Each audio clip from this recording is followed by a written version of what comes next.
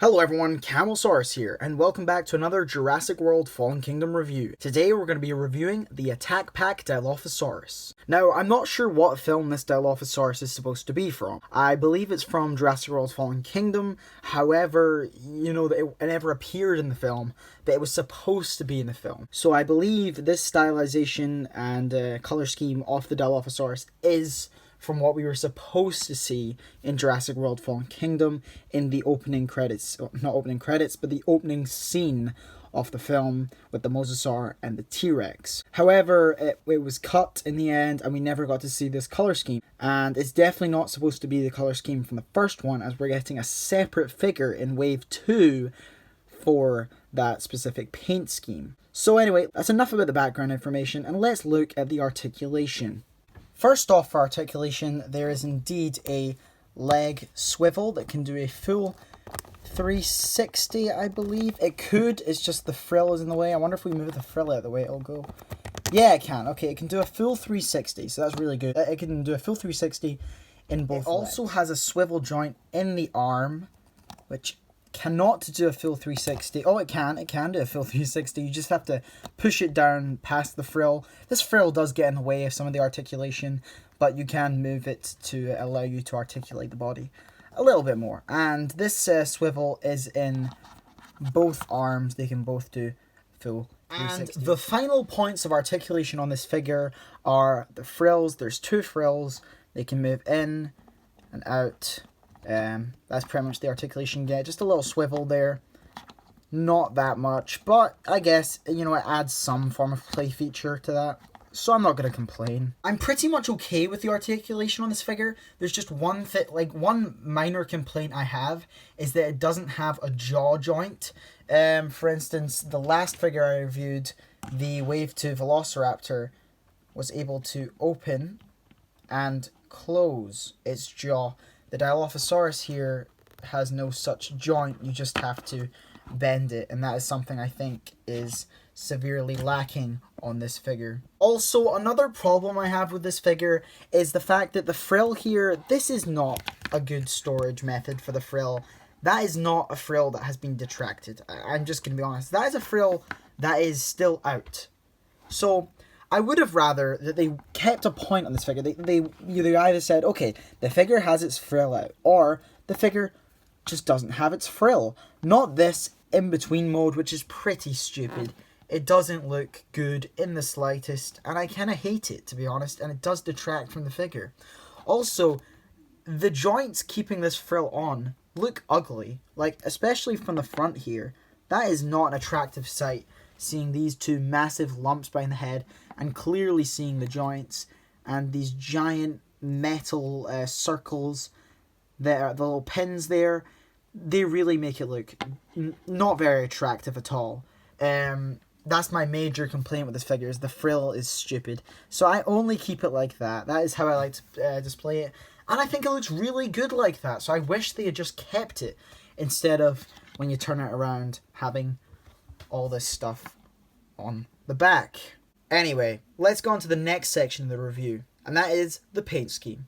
First, we start off with the tail here. The tail has this very nice striping on it, this grey paint that has been added on top. However, as nice as that is, they don't continue it up the body, and this either makes the tail look bad or makes the torso look bad. So you either do one color scheme with no stripes or a color scheme with stripes. You don't do half and half. I think that was very poorly done on this figure. Now onto the frill. Here we can see the frill actually has a really nice color scheme. This different shades of red. It starts off with this really dark red, then this kind of pinkish, and then finally goes to green again and ties the whole frill up. And I think the frill's been done very nicely. Onto the crest. The crest has a simple paint job of just a red. I don't think anything's wrong with it, but I wish a secondary color had been put in there. Maybe some orange, or maybe some lighter or darker reds. That would have been a lot nicer than just normal red. But at the end of the day, I don't have much to complain about the crest. Moving on to the eye. This is quite an area to get onto, but the eye is actually, it does have a pupil. I think you can maybe see it from there. The eye has a pupil, and I think that's really good detail. And they've also added a secondary color of green around the eye. And this is the type of detail I wish the rest of the body had. Moving into the mouth has been coloured amazingly. The roof of the mouth has been painted, the tongue has been painted, and the teeth have been painted really well, unlike the Wave 2 Velociraptor. The bottom and the top sets are very nice. However, just like the Wave 2 Velociraptor, the claws on this figure have not been painted and have just been left in a green colour. Although this doesn't look terrible, once again, it's something I truly wish they had gone to the extra effort to do for us. Now, the next section of this review is the accessories. Now, unlike other dinosaur figures in the line, this figure actually comes with an accessory, and that is its venomous spit. Now, I actually do like this feature. Now, moving up the camera to the head, there is a little hole in there. There's a little hole in there, and you just peg it in to the mouth, and it has a spitting action. Now, that is really cool. I like that. I wish it came with more spit, if you know what I mean, so that, I don't know, maybe it's a way you could peg it onto other figures. I don't know, but I think as it is, it's really good. And this is the type of accessory I really like, and this is probably why they sacrificed the jaw articulation. Honestly, I kind of think it was worth it, but there is a bit inside of me saying, I really want that jaw articulation. Now it's time for my final thoughts on the Jurassic World Fallen Kingdom Dilophosaurus. Overall, this figure is a mixed bag. I really love the sculpting of this figure. They've done an amazing job. However, some of the articulation I don't agree with. The frill mainly. I do wish it had just been a stationary frill. But then again, that's not enough to detract too much from its overall score. The paint job is very nice around the head area, however the body is lacking quite a bit.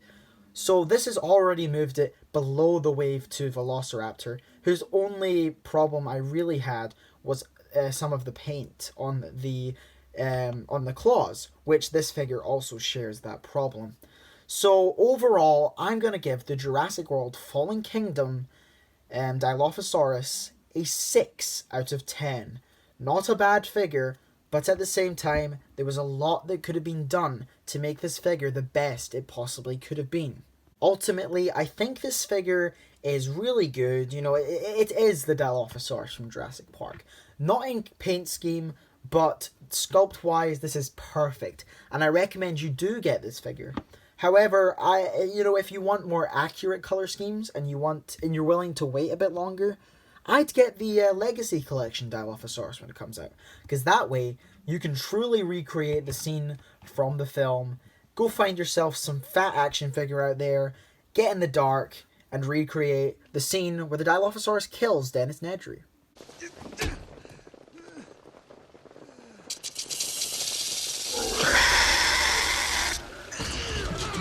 Thank you guys so much for watching this review. I hope you guys have enjoyed it, and I hope you guys are looking forward to more Jurassic World Fallen Kingdom reviews. Until next time, I'll see you guys in the next review. Goodbye.